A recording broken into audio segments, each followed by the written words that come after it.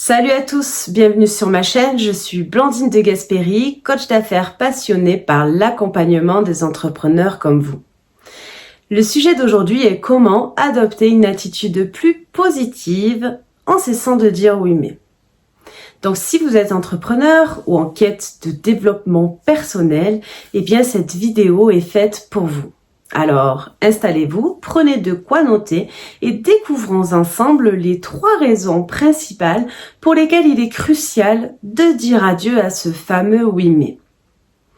Commençons par comprendre pourquoi le oui mais est si courant et en quoi il peut poser problème.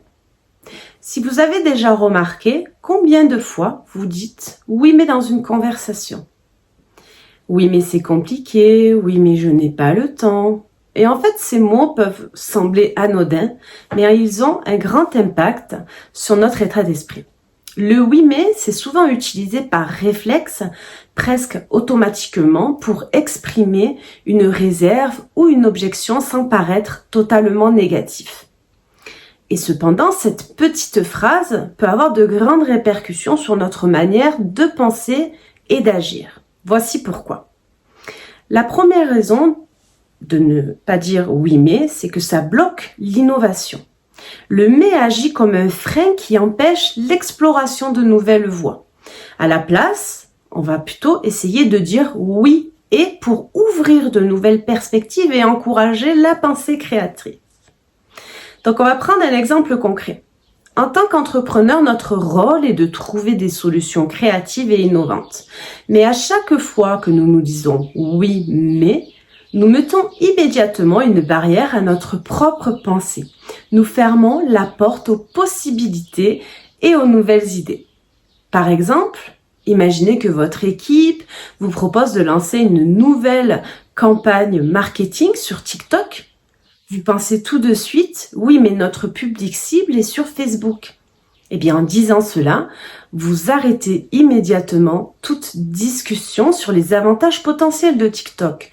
Donc, à la place, essayez de dire oui et comment pouvons-nous adapter notre message à TikTok.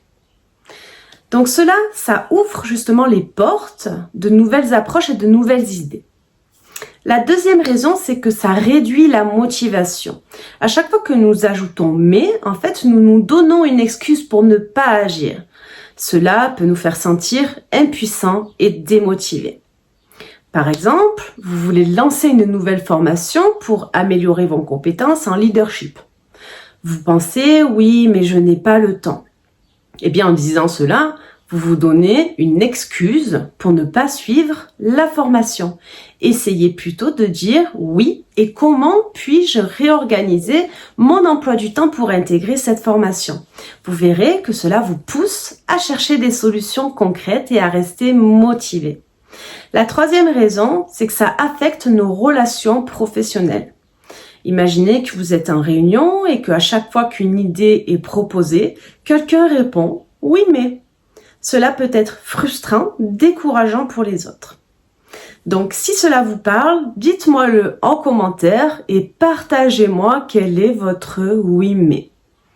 Adopter le oui et, ça peut sembler simple, mais c'est une petite modification de langage qui peut avoir un grand impact. Donc, essayez de remplacer chaque oui mais par un oui et pendant au moins une semaine et voyez comment cela change votre perspective et votre énergie. Donc, je vous remercie d'avoir regardé cette vidéo. Si vous trouvez mes conseils utiles, abonnez-vous pour plus de conseils et pour booster votre mindset d'entrepreneur. Merci encore de suivre mon contenu et à la prochaine.